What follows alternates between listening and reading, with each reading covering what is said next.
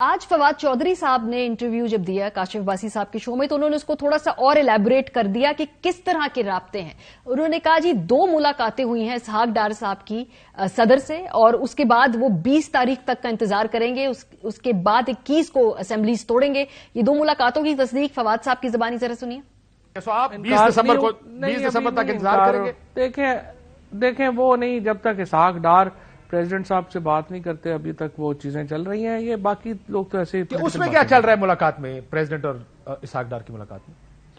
دیکھیں ان سے جو 2 ملاقاتیں پریزیڈنٹ صاحب کی ہوئی ہیں اس میں انہوں نے کہا ہے کہ جی ہم اس پہ الیکشنز کے اوپر بات کرنے کے لیے تیار ہیں. ہم کہتے ہیں کہ آپ اعلان کریں اگر آپ بات چیت کرنے کے لیے تیار ہیں. وہ کہتے ہیں نہیں بیٹھ کے ہم جو ہے وہ ڈسکس کر لیتے ہیں. تو اب انہوں نے کہا تھا کہ میں نواز شریف صاحب سے ڈسکس کر کے پریزیڈنٹ صاحب کو کہ میں دوبارہ آپ کو بتاؤں گا, لیکن ابھی تک ان کی طرف سے کوئی بات آگے بڑھی نہیں.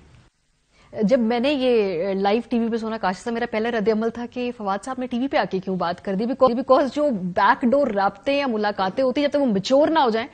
بڑا اس سے خدشہ ہوتا ہے کہ وہ سیبوٹاج ہو جائیں گی. اب اگر یہ فواد صاحب نے کہا ہے تو پریشر آ گیا نا اسحاق ڈار صاحب کے اوپر بھی اور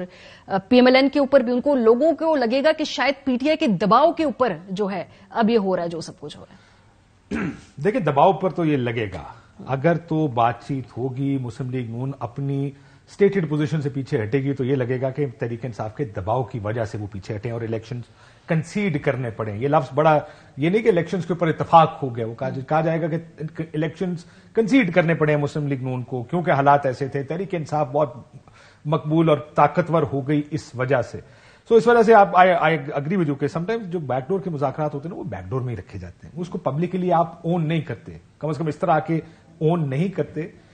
تاکہ وہ مذاکرات اور چلیں, وہ واپس بھی آئیں, وہ پیغام لے کر آئیں, پھر ایک پیغام جائے گا کہ ٹھیک ہے یہ نہیں کر سکتے تو یہ کر لیں. سو یہ بات تھوڑی سی انٹرسٹنگ اور اسٹرینج تو ضرور ہے کہ فواد صاحب نے ایڈمٹ کیا, لیکن تحریک انصاف عموماً آپ دیکھیں کہ آپ نے جب پوچھا تھا عمران خان صاحب سے کہ جناب آپ کی ملاقات اسلام آباد میں, انہوں نے کہا نہ دیکھیں نا جی میں اس کو سچ بول نہیں سکتا, جھوٹ بولنا نہیں چاہتا. ایسی باتیں ان سے سرزد ہو جاتی ہیں, یہ ان کو سرزد ہونے کا ایک ان کا ایک ہے. عمران خان صاحب کے بارے میں ساری پارٹی کہتی ہے جی بڑے کھل کے بات کر جاتے ہیں, اور پارٹی کے اندر بھی کوئی دیکھیں نا فواد صاحب سے آپ جو بات پوچھیں گے اس کے اوپر کامنٹ دیں گے, وہ ویل لیفٹ والی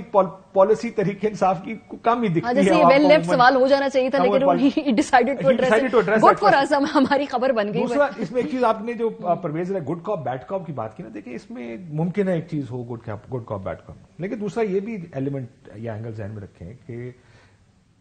کاف لیگ ہمیشہ اسٹیبلشمنٹ کے بہت قریب بھی رہی ہے, اور وہ جو کہتے ہیں نا کہ ہم صرف چلتے نہیں ہم ساتھ چلتے ہیں, تو ایک وہ بھی شو ہوتا ہے کہ دیکھیں جی جب آپ کے اوپر تنقید ہو رہی ہے ہم آپ کے دفاع کے لیے گڈ کاپ نا, اور گڈ کاپ بیڈ کاپ کی مطلب یہ ہوتا ہے کہ آپ اچھے اچھے بیان دیں, میں ذرا ایک اسٹریٹجی کے ممکن ہے کہ اسٹریٹجی کے تحت بھی ہوا, لیکن یہ بھی ممکن ہے کہ ایک دن جو ہی عمران خان صاحب نے یہ شروع کیا, باجوہ صاحب کا ریٹائرمنٹ کو بھی چند ہی دن گزرے ہیں, تو انہوں نے سوچا کہ یار let us come out and defend them, تاکہ یہ پیغام سب کو جائے گا کہ ہم وہ لوگ ہیں جو ہمیشہ آپ کو دفاع. اور اسی وجہ سے آپ کو یاد ہوگا جب کاف لیگ یا پرویز الہی صاحب نے عمران خان صاحب کے پاس جانے کا فیصلہ کیا تو بہت لوگوں کا خیال تھا کہ یار وہ تو اسٹیبلشمنٹ کے بغیر ہلتے نہیں ہیں. سو اس وجہ سے کچھ لوگ کنفیوز ہو گئے تھے کہ کیا واقعی آرگینک پروسیس ہو رہا ہے سارا,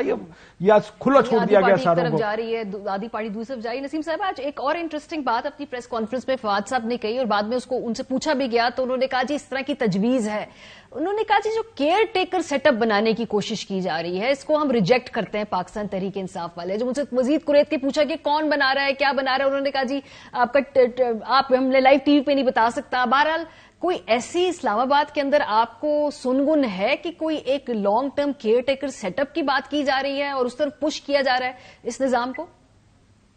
مجھے لگتا یہ ہے کہ ماریہ اس وقت بہت سی باتیں ہیں جو کہ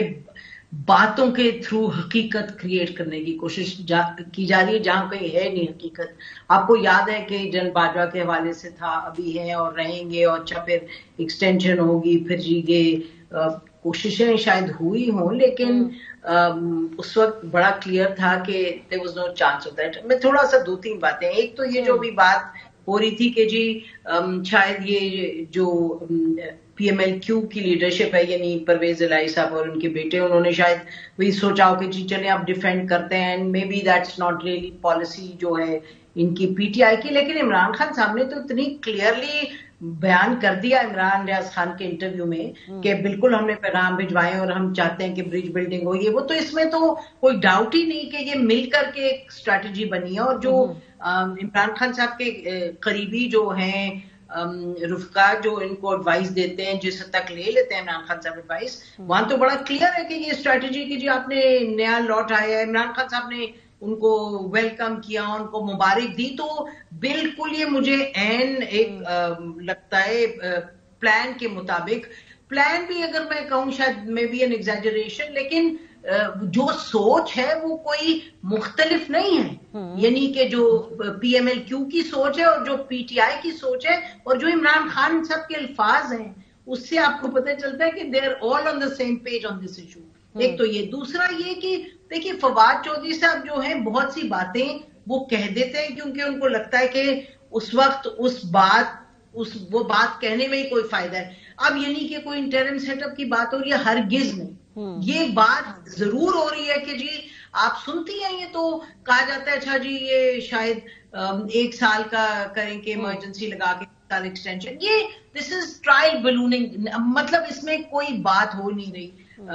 جو جہاں تک ہمیں معلوم ہے. اچھا دوسرا یہ کہ جو انہوں نے کہہ دیا کہ جی پریزیڈنٹ نے اسحاق ڈار صاحب سے بات کی, اسحاق ڈار صاحب ابھی واپس آئیں گے. اچھا جہاں تک ہمیں معلوم ہے اسحاق ڈار صاحب کی جو بات ہوئی جب پریزیڈنٹ کو ملے ہیں یہ جا کے پہلی مرتبہ, تو پریزیڈنٹ کو انہوں نے بڑی کلیئرلی کہا کہ جی ہم بات کرنے کے لیے تیار ہیں لیکن کوئی پری کنڈیشنز نہیں ہوں گی اور ارلی الیکشنز وغیرہ کی کوئی ڈیٹ نہیں ہم دینے لگے آپ کو. یہ اچھا وہ گفتگو